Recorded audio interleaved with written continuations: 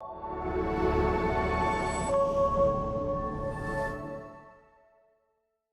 podcast is for entertainment and storytelling purposes only and is not a substitute for professional advice. Some topics may be sensitive. Please listen with care and seek support if needed. Hi, I'm Crystal Park. Welcome to Season 2 of the Because She's Adopted podcast.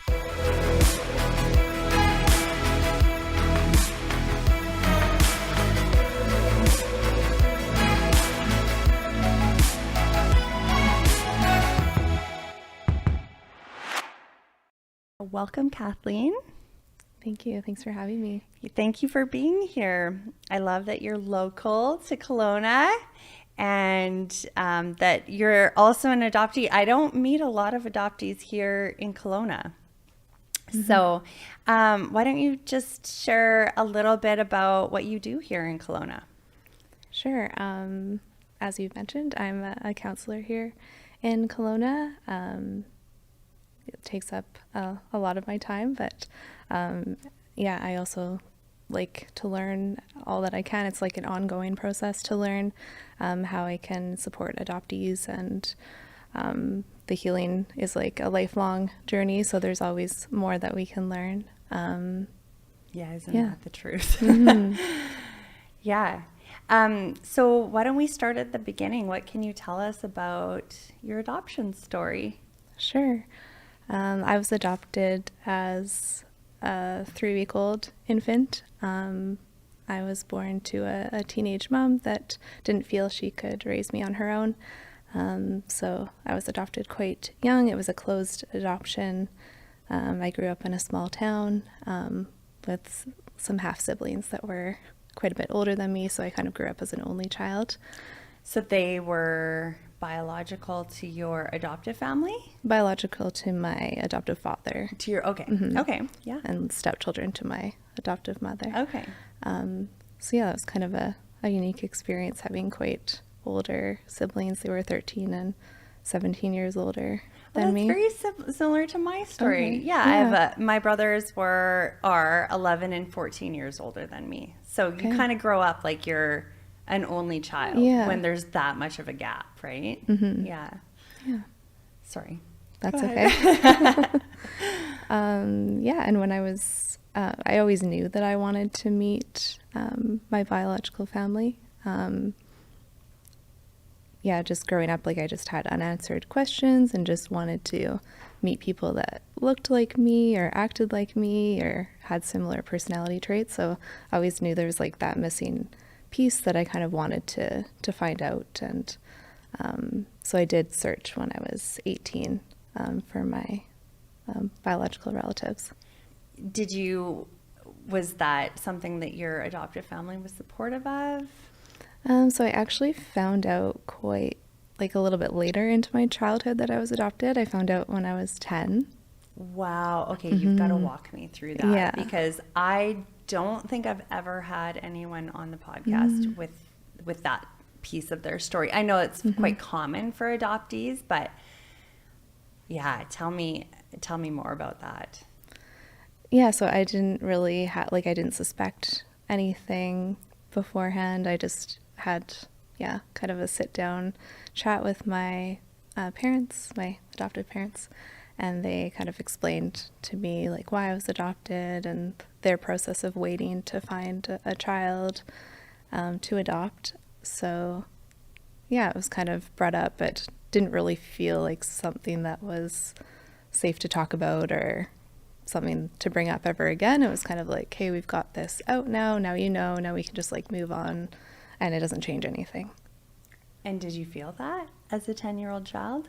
I think it was like a lot to take in as a 10-year-old. It kind of changes things. Like your friends have their parents that they also are related to, like biologically related to, and they look like their parents. So it was kind of like an adjustment process and a lot of, just processing on my own to kind of, just process that kind of a bombshell.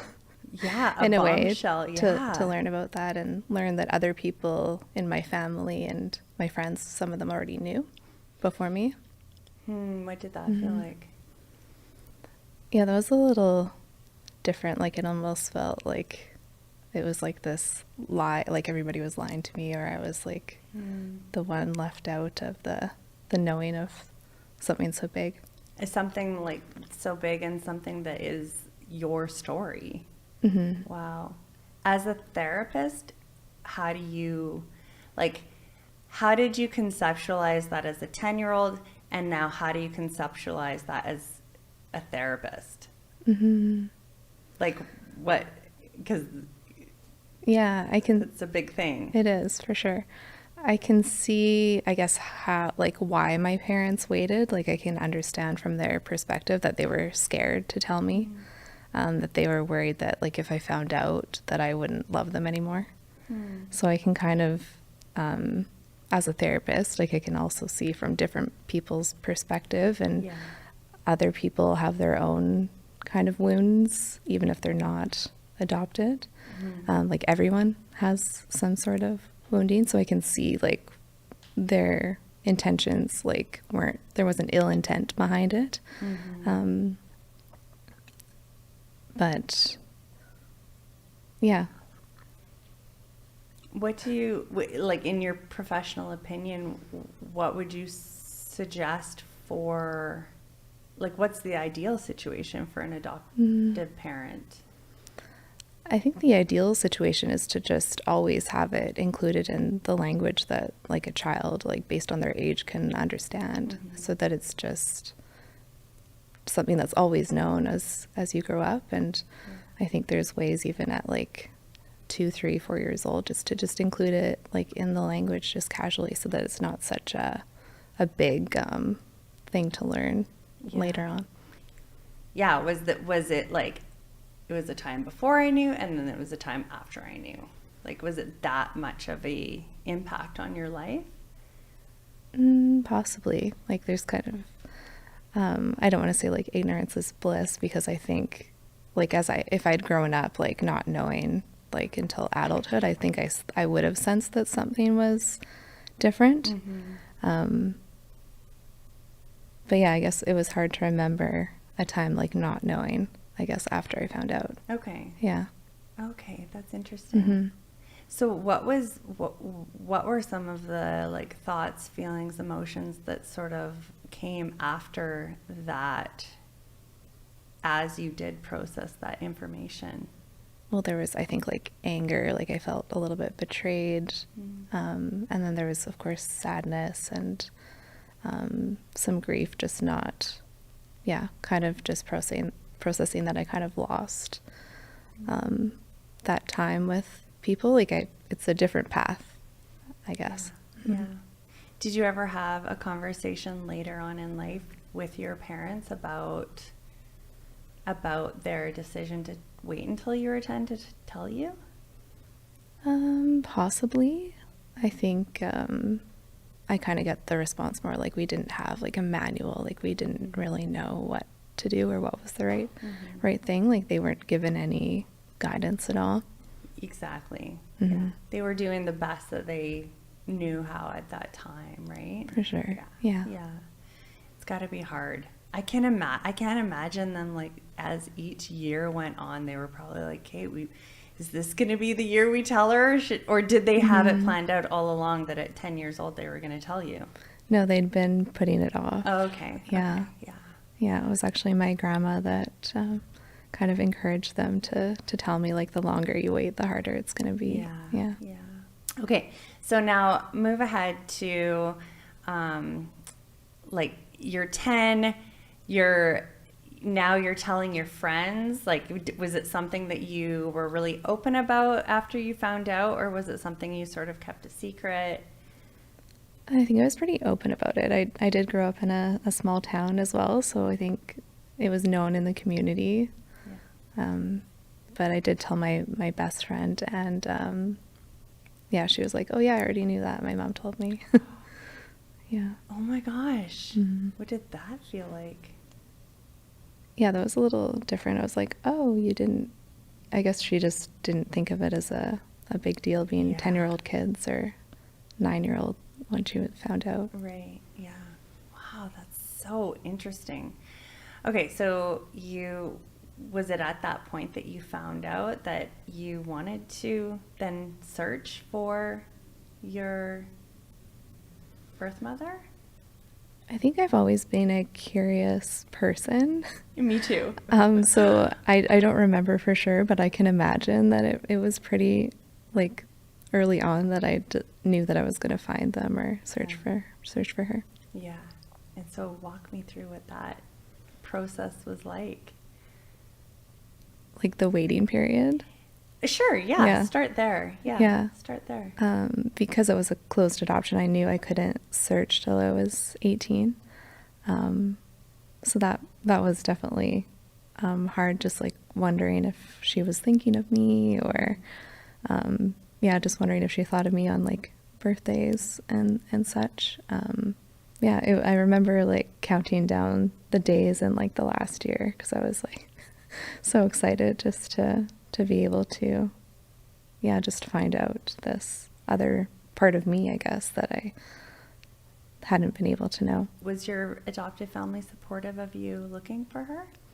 I actually didn't tell them that I had plans to search because I didn't want to upset them. That was kind of why I chose to keep it from them, because I know they waited so long to tell me, and it was such a hard thing for them to tell me that I kind of kept that to myself because I didn't want to upset them. Yeah. And so how did you find her? Was it a difficult search? I'd heard some stories of people like not being able to find their birth mom, or it taking years to be able to find her. So I did like go in anticipating that it was going to take a really long time. It was going to be really hard. But I signed up for this registry. I can't remember the name now. But it's where both parties have to sign up. So the birth mom would have to sign up and the adoptee. And then there's search angels that kind of go through these and pair people up when they're pretty sure they have a match. So I believe it took 3 days from the point of signing up where I got a call saying, like, we think we found your birth mom. Wow. And do you want to be connected with her? Yeah. And you said? I said yes, and I ended up talking to her like that evening. That evening? Mm-hmm. Okay, what was that like? Yeah, it was definitely kind of wild. Did you phone her? I believe they connected us without a phone number. Like, I believe they just did a 3-way call and then that's what my memory tells me. I don't remember having to call her or her calling me. I think we were just connected like on the spot kind of thing. But yeah, really different hearing that person's voice for the first time or second time, I guess. Yeah, you say second time because you heard her voice when you were in utero. Mm-hmm. Yeah. And what did she say to you? I don't recall. I remember there being a lot to say, and she was very excited to hear from me, and she connected me with her parents, so I got to talk to my grandparents, and she did get in touch with my biological father. Okay. So I was able to talk to him in the weeks following. So during that time, and I've been here. I've been here in that, the throes of reunion, and it's so intense. Like I feel like everything in life is just, you can't focus on anything else except this new discovery, and you're learning all new things, and your mind is kind of expanding, and just, I don't know, just like, and what was that time like for you? Was it difficult? Was it all joyous? Yeah, I think that most of it was probably joyous. I got to find out that I had like younger half siblings through my biological father. I think it was probably a lot to take in, and I didn't probably realize it at the time. I was just kind of going through it. But yeah, in the first few years, it was definitely, yeah, everybody was happy to meet me. I was slowly meeting more like aunts and uncles and cousins. And there was, I believe, like a family event on my biological father's side, so I got to meet most of that side of the family. Okay. And they were very welcoming. So that part was great. And where did you meet your mother for the first time? She came to Kelowna, and we, went out for a meal together and got to know each other a bit more and see what each other looked like and our mannerisms and personality. So that was neat to see. Yeah. So did you feel complete after that experience of reunion? Were you just like, okay, I can live the rest of my life and dance off into the sunset? That was definitely my hope or my expectation. I thought, I just need to meet these people that are missing from my life, and then I can just go back to life and everything will be great, and I won't have this like feeling of that grief or loss or sadness kind of lingering still. But I found that it didn't take it away. It didn't quite fill the hole that I had hoped. And it was a lot to process, just knowing that I didn't grow up with my siblings and my cousins, so I didn't quite have the same bond that they shared. So it was definitely more complex than I anticipated. How did the abandonment stuff sort of show up in your life? Like, how did you identify that was the wound? Yeah, I think that's taken some time, and probably I've recognized it more in my training as a therapist, where you kind of have to explore your own kind of wounds and trauma. So I guess how it shows up is, just if, say like a friend or a partner didn't show up for me in the way that I needed, I think sometimes it hits harder because I have that abandonment piece. So I might feel like someone's maybe abandoning me again or rejecting me again, and just wanting to like be able to fit into groups of friends and not wanting to feel like rejected. Yeah.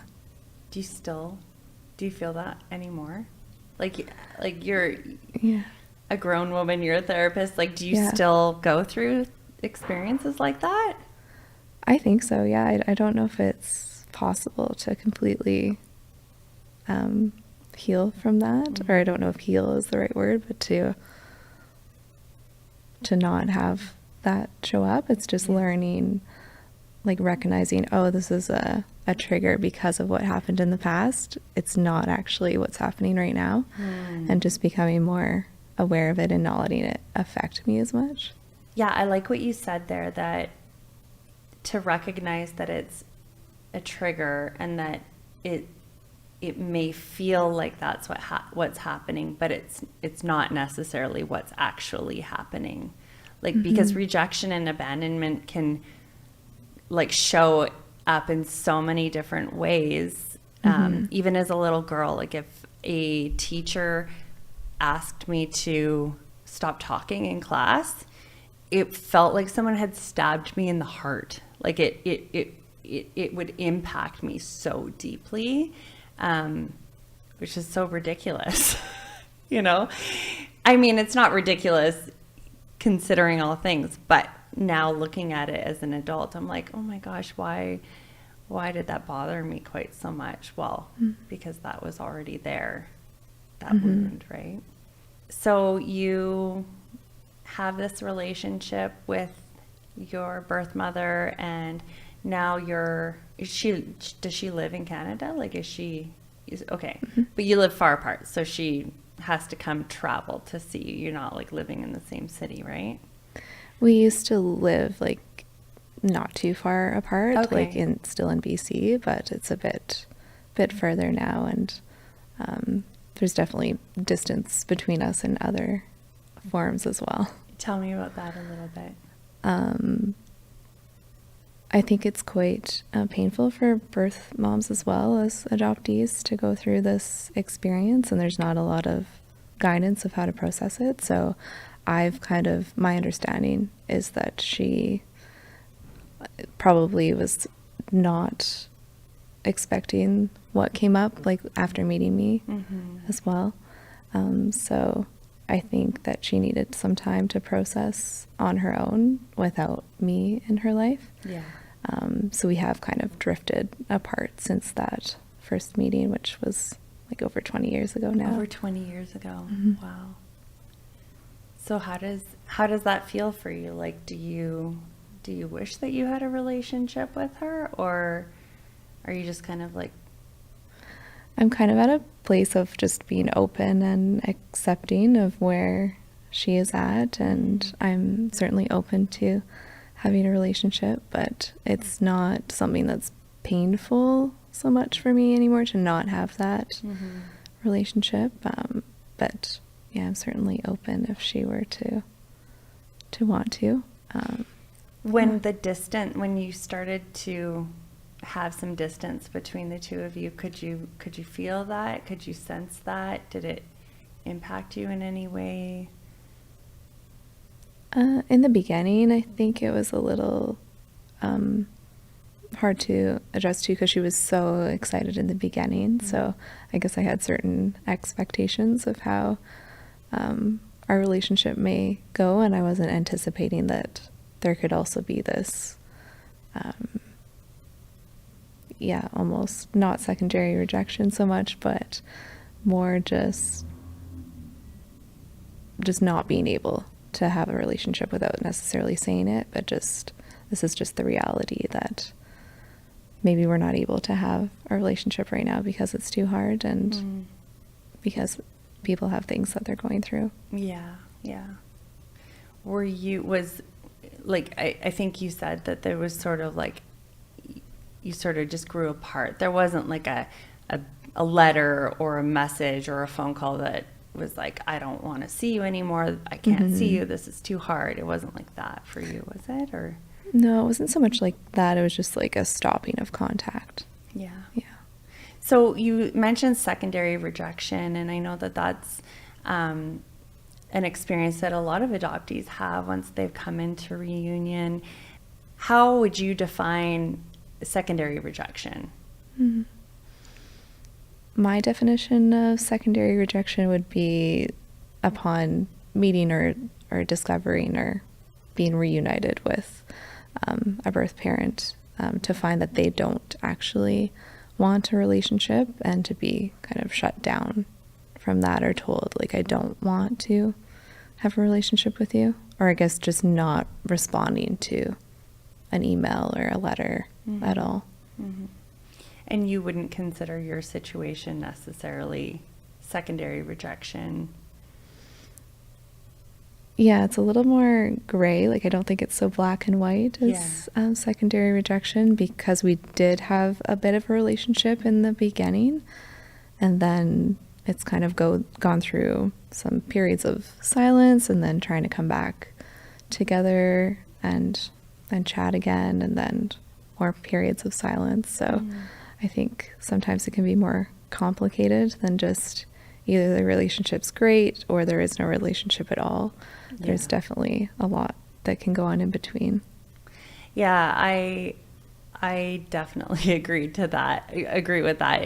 It's such a, like, just like you said, your parents didn't have a manual on how to navigate, you know, being adopted parents. There's no manual on how to navigate, you know, going through reunion with a birth parent, and the unexpected feelings and emotions that get brought up from that.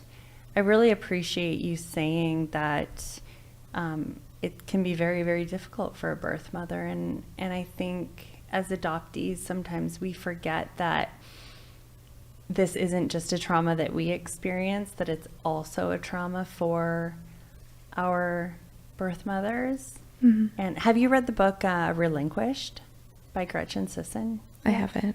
She's incredible. It's been out for about a year, but she's a researcher, and she researched birth mothers, or relinquishing mothers, as she calls them, like 5 years, 10 years after relinquishment, and sort of checked in with them to see how they were doing. And just the statistics were very staggering, like that, relinquishing mothers have higher suicide rates. And I think actually I have a dear friend, Haley Radke from the Adoptees On podcast, and she was saying to me that a study was done that the grief that birth mothers feel, actually, it never kind of integrates, like it grows over time. And as a mother myself, I feel like I can kind of see why that would be, like being in the world and knowing that your child is out there, but not knowing if they're alive or dead or well, or if you really did make the right decision. Or, some relinquishing mothers, they choose to place their child, but then their life changes, drastically within but a few months, and then they think, oh my goodness, I could have parented. And yeah. So tell me about maybe how, because I think a lot of adoptees sort of think, okay, if I go and I find my parents and my family, that I'm going to feel whole again and everything's going to be great. Tell me what that sort of journey was like for you.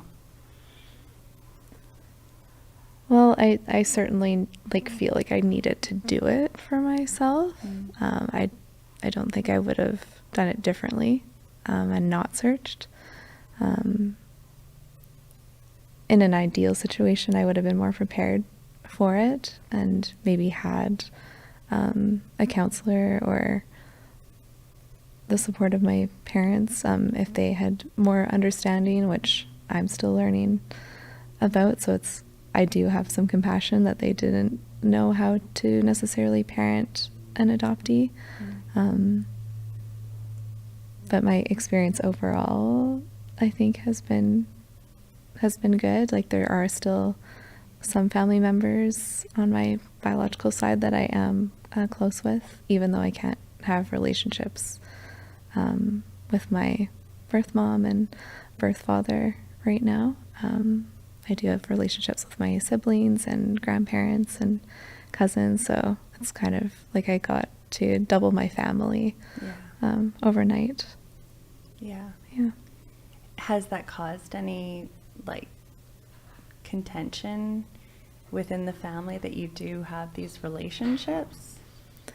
I think it has been a little bit tricky just to make sure it's also not going to upset my birth mom that I have a relationship with her parents. Yeah. But at the same time, life is so short, so I also want to take advantage of the time I have now to be able to know them and have relationships with them. Yeah. So what would you say as a therapist to an adoptee who isn't able to connect with their biological family, but yet they are seeing, maybe these abandonment, rejection wounds coming up, and they really do want to have some healing? Well, I think there is this conception that once an adoptee just meets their biological or family or birth mom, that's all that they need to fill that missing piece. Yeah. But I think in my own experience, I learned that there's definitely more to it than that. And I know even if I didn't meet my birth mom or any of my biological relatives, there still would have been that part of me that could have been healed. I don't think it was actually dependent on meeting them. So I guess what I would say to an adoptee, like, first of all, like, is it important to you to meet them? Because I know not everyone wants to search or has that desire to search, and that's totally fine. But first of all, yeah, is there like maybe a grief piece of mourning, like the fact that you might not get that reunion that you're hoping for? That's okay to like feel that grief and that disappointment that that's not happened. But there is the other piece that you mentioned of the abandonment and rejection, which anyone can work on regardless if they're in reunion or not. And it's definitely a practice. But like I said, like my own practice has been just learning to like recognize like when I'm being triggered, and is it something that's based on what's happening right now, or is it maybe that wounding that happened when I was a child or a baby, like separated from my mother. And the more we can become aware of when we're being triggered and the root of where it came from, it starts to have less of an emotional effect on us. And we can take that moment to pause before we maybe react in a way that we regret later. So a lot of adoptees have had the experience of, you know, spending years in therapy, but, you know, their therapist never even acknowledged the relinquishment piece as a trauma or as anything that would maybe impact their life. What are your thoughts on that? Why do you think that is? I think there's a lack of understanding, not from all therapists, but a lot of therapists haven't had specific training to do therapy with adoptees. Of course, a good therapist should be open to learning and seeking to understand the client's experience. So my hope would be that they're not just shutting it down or bringing their own opinion in of how an adoptee should be feeling after adoption. Like, it doesn't just go away. Like, after we're adopted, we don't just forget, or we're not a blank slate. Like, as some people understand adoptees to be. So you're saying that it's like, it's just not common part of like the education process. It's definitely not included in the education process. And it should be. How do you tend to approach an adoptee when they come into your office? Like, I would assume that there's probably some adoptees that come in and they're just like, oh, I was adopted, it's no big deal. They don't think it impacted them in any way. And then there's some adoptees that might come in and they're like, being adopted was the epicenter of my dysfunction. Because there's so many different experiences, I usually always try to meet the adoptee where they are at. Some people, as you said, might be not out of the fog, we might say, just not knowing that adoption had an effect on them. I was certainly at that point when I was younger. I didn't know that adoption had that much of an effect on me until I saw a counselor for the first time. So I think just meeting people where they're at and seeking to understand their experience first, because my experience is also unique compared to other adoptees. So I'm not going to assume to understand I know how they're feeling exactly, even though there could be similarities, like you said, of rejection and abandonment, of that school teacher telling you not to talk and feeling that. So yeah, just meeting people where they're at, with also the knowing and understanding that these are some things that can come up, like the grief and the sadness, and that it can have effect on our adult relationships as well. What would you say if there's an adoptee that has never been to therapy before and they're at a place where they're ready and they want to go see a therapist? What would you suggest they look for? What would you suggest are maybe some red flags in a therapist? Because as many wonderful therapists as I have seen, there have been twice as many like ones that did not work for me. My recommendation to all clients that are prospective clients or people that are seeking counseling would be to like read through the therapist's website to just get like a sense, maybe, so that you might see a red flag if there's like certain opinions shared about adoption, or maybe they're an adoptive parent themselves and they have a certain outlook on adoption. And then also just taking advantage of a lot of therapists will offer like a free consultation where you can just have a quick chat and ask questions. So I would encourage adoptees to maybe have a chat with a therapist beforehand and ask, like, if we were to work on I want to bring up some things regarding being an adoptee, like what is your take on that, or what kind of therapy would you use for somebody like coming to you and wanting to focus on that. And then I think a lot of information can be gained if the therapist doesn't even recognize it as being that much of an issue to work on, and maybe not sure, or they might have worked with adoptees in the past or be quite open to learning about what that adoptee is experiencing. I always felt a little bit more reluctant to see an adoptee therapist because I was afraid that they were going to blame all of my issues on being an adopted person.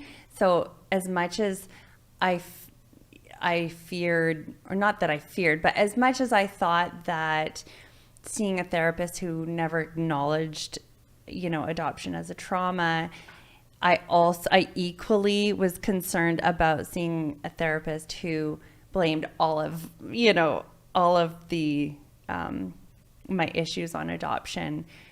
I guess now I would say that that's not really how therapy tends to work anyways, but there definitely could be biases. Like, I wouldn't want to see an adopted parent who just like believes that adoption is saving children from, bad lives and things like that, right? Like that old narrative, right?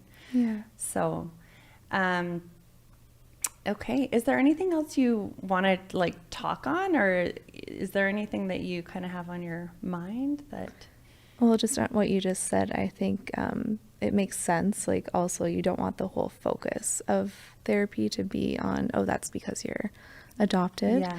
I think many children, even if they're not adopted, have these little micro traumas that might happen as they're growing up, where maybe their parent or another adult figure in their life like did something to them which also made them feel like abandoned. Like, maybe they were ignored when they had like a really exciting moment happen in their life. So I think, yeah, everyone can have these kind of woundings in childhood. Adoptees just have this kind of unique experience where quite often it happens like right after birth or soon after birth, and when they're pre-verbal or quite young, unless they're, of course, maybe adopted through foster care. So yeah, just letting people know that other people, even if they're not adopted, also have these kind of woundings. It's just a little bit different for adoptees because it happens like so early, and it's such a major thing that happens. Yeah. Yeah. I was going to say that my film is called Because She's Adopted, because my husband always blames everything on the fact that I'm adopted as a joke. And so it's funny because I often think, if I wasn't relinquished, would I still have this issue? Would I still, maybe struggle with addiction? Would I still, right? Like, there's no way, obviously, of separating, would I still have these issues if I wasn't adopted? But I do often think about that and wonder what is like typical human sort of response to trauma, and like what is this particular response my response to the fact that I was, you know, separated from my birth mother. So yeah, it's just it's a strange thing. Yeah. So where can people find you? Are you taking clients, and where can we find you? Yeah, right now I'm counseling just virtually online, so people can. I'm definitely taking more clients. If anyone is interested, they can find me on my website, which is my very long first and last name.com, KathleenWilliscroft.com. And yeah, I'm also on Instagram. I have adoptee support is my Instagram page that I share. Just trying to put some inspirational quotes in there, but also some quotes that kind of represent kind of the experience of an adoptee, to also validate that experience. It's not, we can't be positive all the time. Right. But yeah. That's great. So we will include all of that in the show notes. And I have a quick question. If somebody from like another province in Canada wants to do online sessions with you, are they able to? Yeah, I can work with anyone in Canada or even the US or elsewhere. Okay. It just depends if people are okay with paying privately. Okay. Yeah. That's great. That's great. Okay. Well, thank you so much for being here today. Thank you for sharing your story. And I look forward to, I think we have some maybe things coming down the pipe, not we, you, around some local adoptee gatherings, perhaps. Yeah, like a peer support group. Yeah. So I will keep everyone sort of informed of that's local and wants to connect and meet up. And thank you so much. Thanks for having me.